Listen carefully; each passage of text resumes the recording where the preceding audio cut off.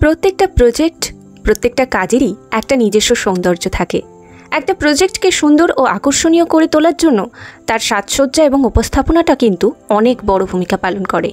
তুমি যখন একটা প্রজেক্ট বানাবে সেটাকে সুন্দর ও আকর্ষণীয় করে তোলার জন্য তার সাজসজ্জা এবং উপস্থাপনার দিকে তোমাকে অবশ্যই নজর দিতে হবে। আর সেই উপস্থাপনার সবচেয়ে বড় অংশই হচ্ছে বর্ডার ডিজাইন। আমি যখন কোনো প্রজেক্ট লিখি তখন অবশ্যই একটা পৃষ্ঠাকে আগে সুন্দর করে সাজিয়ে নিই, একটা বর্ডার দিয়ে নিই।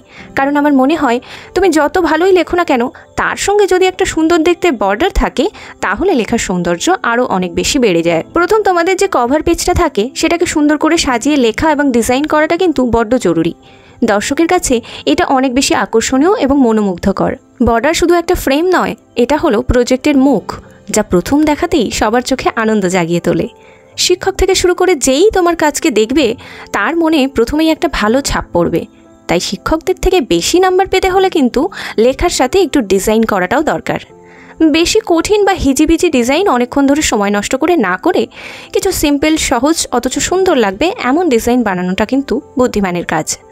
তাই আমি আমার কয়েকটা ডিজাইনের ভিডিও আগেই তোমাদের সঙ্গে শেয়ার করেছি। আমার এরকম একটা শর্ট ভিডিও যেটা এই লিঙ্কেই তোমরা পেয়ে যাবে। সেখান থেকে দেখে তোমরা তোমাদের পছন্দের ডিজাইন একটা নিজের জন্য বানিয়ে নিতে পারো।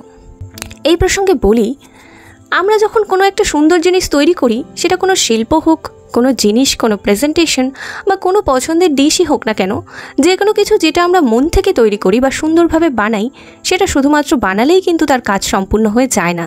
সবার সামনে সেটাকে আমরা কিভাবে উপস্থাপন করব সেটাই কিন্তু অনেকটা গুরুত্বপূর্ণ ভূমিকা পালন করে। তাহলে প্রেজেন্টেশনের সাথে ডেকোরেশনটাও ভীষণ জরুরি, তাই না?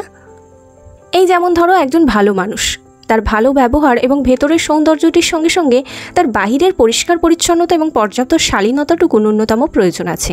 একটা মানুষকে এটাই সম্পূর্ণ করে তোলে। শুধুমাত্র পরিষ্কার পরিচ্ছন্নতা বা বাহ্যিক সৌন্দর্য থাকলেই যেমন একটা মানুষকে ভালোভাবে বিচার করা যায় না বা তাকে ভালো বলা চলে না, ঠিক তেমন শুধুমাত্র অন্তরের সৌন্দর্য নিয়ে কেউ যদি বাইরে অপরিষ্কার অপরিচ্ছন্ন থাকে তাহলে কিন্তু সেই ভালো মানুষটিও অসুস্থ হতে পারে। তাই আমাদের জীবনে সব কিছুই একটা ব্যালেন্স থাকা প্রয়োজন। সব কিছুই সঠিকভাবে থাকাটা বড্ড জরুরি। এটাই আমাদের একটা সুস্থ জীবন গড়ে তুলতে পারে।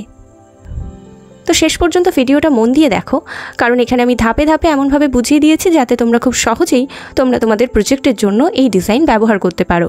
আর ভিডিওটা ভালো লাগলে অবশ্যই লাইক, কমেন্ট আর সাবস্ক্রাইব করতে ভুলো না। কারণ প্রতিটি সুন্দর কাজ আমাদের ভেতরের শিল্পীকে জাগিয়ে তোলে, আর সেই শিল্পীকে বাঁচিয়ে রাখাই হলো সৃজনশীলতার আদর্শ।